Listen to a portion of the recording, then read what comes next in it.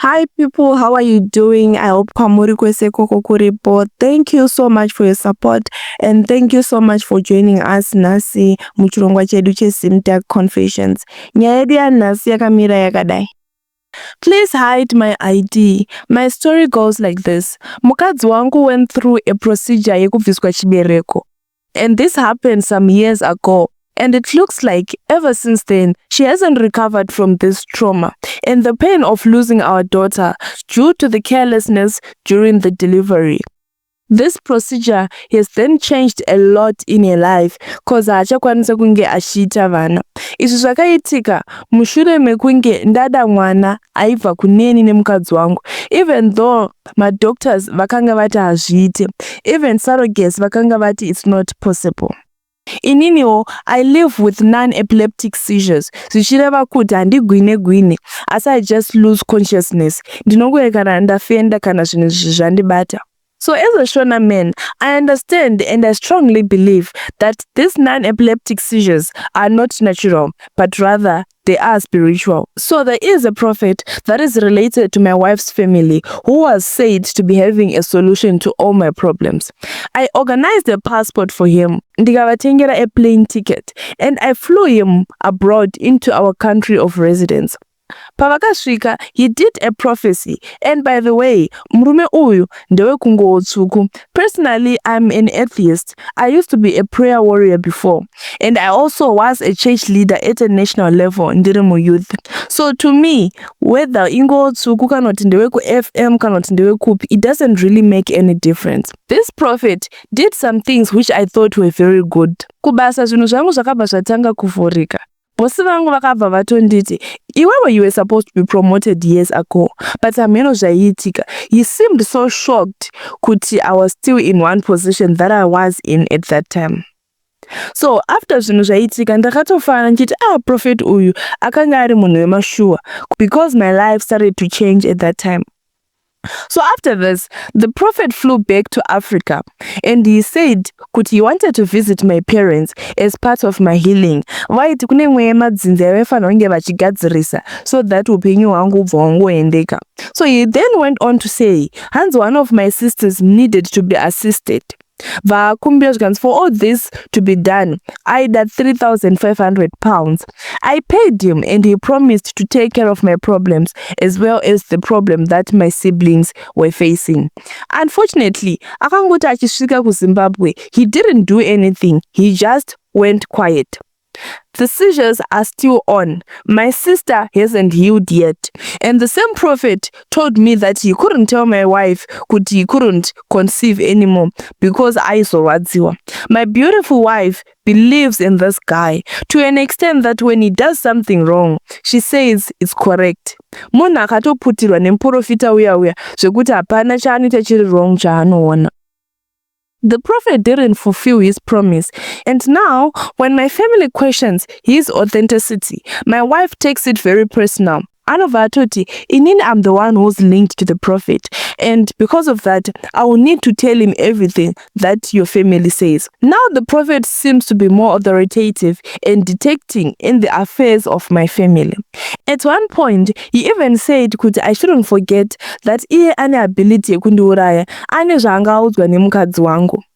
There's a time my brother once called this prophet, telling him kuti he had encountered a very serious problem at work. And the prophet suggested killing the person wanga anetsana naye kubasa. And yet my wife sees nothing wrong with this. Hanzi, hey, he knows best. What can I do, Vehama? Any altercation or slight misunderstanding between myself and my wife, she reports to him. Instead of us being in charge of our affairs, Aninga Chingodedza prophet, my wife vindicates this guy to the core. Even at some point, the WhatsApp status yandakatombo poster, and the prophet was very angry. And the content of that status it directed kwandiri.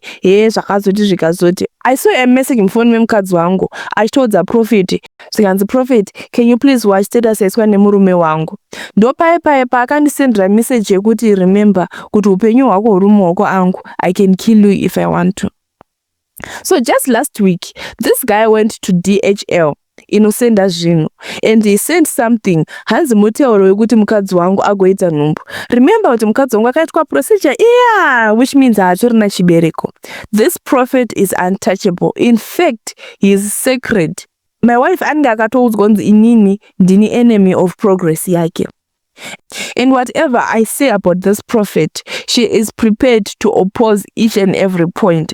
I feel like I shouldn't have been part of this, but now it's too late. Muprofita uyu akutotonga mumba medu, hapana chandinoita nemukadzi wangu chaasingaudzwe. Pese patinonetsana ndiye anotofonerwa kunzi atigadzirise. And in most cases kunetsana kwedu upi because of this prophet. Tikadongotanga kutaura kuti mai mwana ngatimbodai timboenda kune imwe chechi, akutofonera prophet. Ngangoti mai mwana ona masisters angu achiri kungoitikana nhasi and I need help, akutofonera prophet.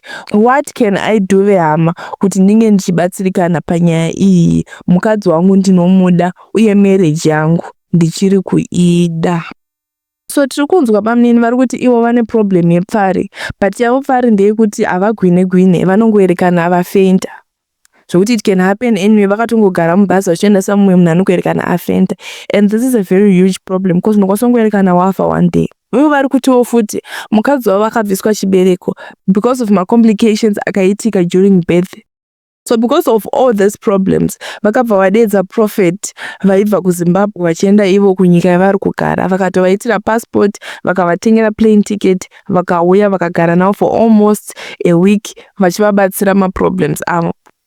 So prophet ava zviri kutonzi pavakasvika vakatopa maprophecies, and maprophecies aya ainge atori echokwadi. And vakatosvika vakavanamatira zvakare, baba vakatozopiwa promotion kubasa. So at this point he thought everything was okay, but now this is the problem. Mukadzi wacho, remember kuti introduction yekunge vachizivana vanhu ava, they were introduced through mukadzi uyu. Prophet ava aizikanwa nefamily yemukadzi. So it seems kuti mukadzi anobheliva prophet ava kudarika anyone else. Now it has gotten to a point yekuti anobheliva zvese zvirikutaurwa naprophet. Prophet mangwana akatonga achiti murume wakadai, she believes.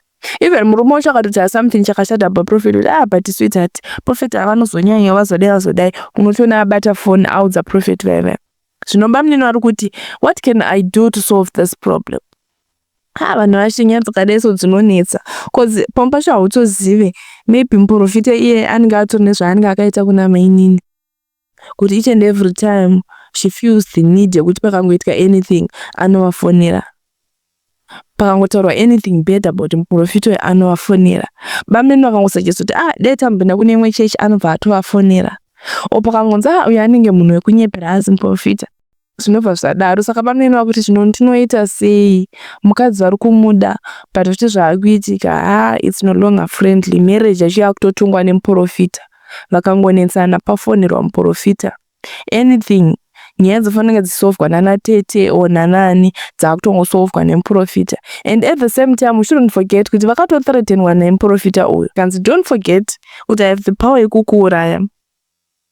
Saka vangadi bamunini kuti vange vachibatsirika panyaya yavo.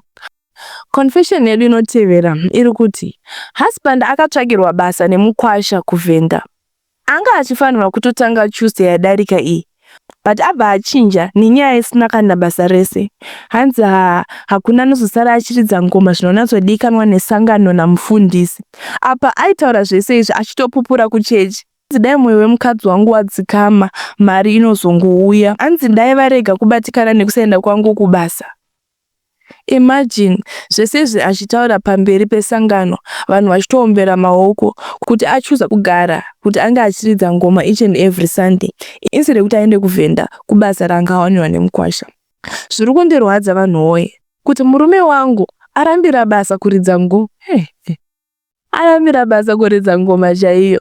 Vana vanokweta kuchikoro, ndanga ndatofarawo mufunge ndikati at least baba mwana wakaenda kubasa, upenyu hwedu unoti tambanuke mbijana, zvino aramba kusiya ngoma kuSayoni. Avainini handizoti neyanyu ndeyechokwadi here, but bamunini vari kunzi vari kutoramba kuenda kubasa. Hanzi hakuna mumwe munhu anokwanisa kuridza ngoma zvinodikanwa nesangano namufundisi. Zvakaoma kuti vanhu vemusangano vakatogara vachitonzwa nyaya iyoyi, vanga vachitoombera maoko.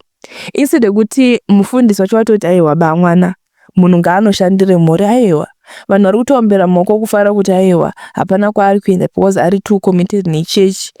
Anozoridza ngoma karidziro kaanoita ndiani.